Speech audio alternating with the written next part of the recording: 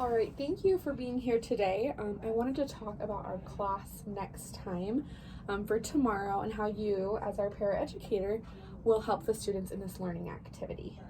Yeah, no problem. I'm happy to be here. So what's the plan for tomorrow? So as you know, in our resource room, we have 8 total students. They're in grades 4 through 6, and out of those 8, 2 of them are ELL students or Spanish speakers. Okay, that's right. I remember that. So for this activity, we want to break the class into small groups.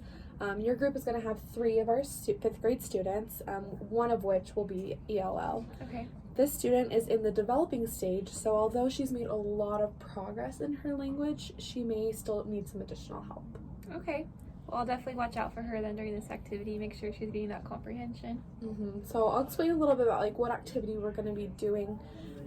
We will be covering the 5th grade writing standard number 3, which is to write narratives to develop real or imagined experiences or events using effective techniques, descriptive details, and clear event sequences. Okay. And we want to focus on substandard D of that standard, which is to use concrete words and phrases and sensory details to convey experiences and events precisely.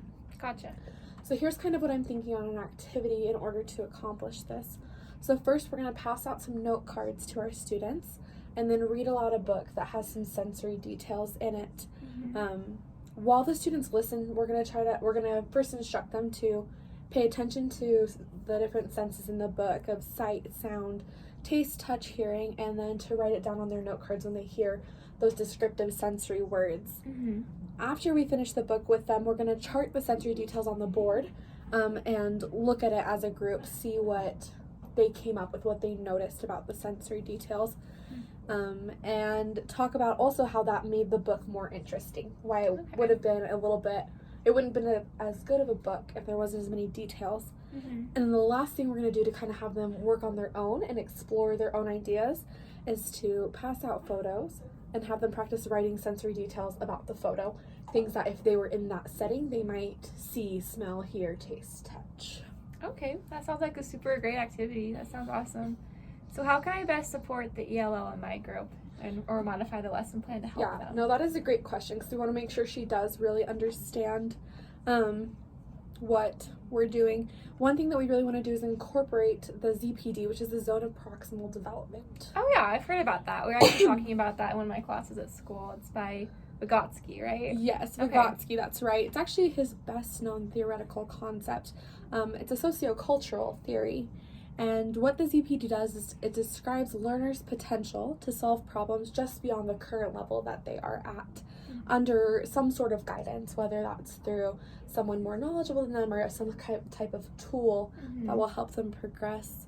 And so one thing that we could do is have a worksheet with suggestions of sensory details for the last part that we're doing. Okay. I think it'd be important to have both English and Spanish words on there as well, and that they can use it to pick out what the best descriptive words are for the pictures that we give them.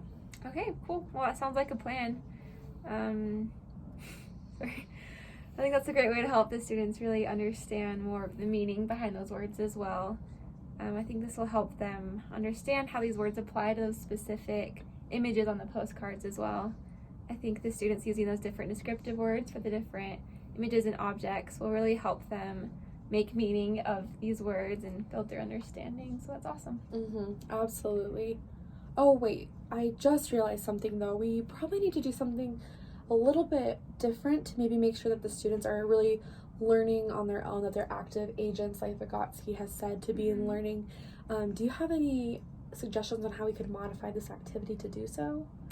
Well, maybe we could add blank lines at the end of the description word list, and then the students could add their own words to that list.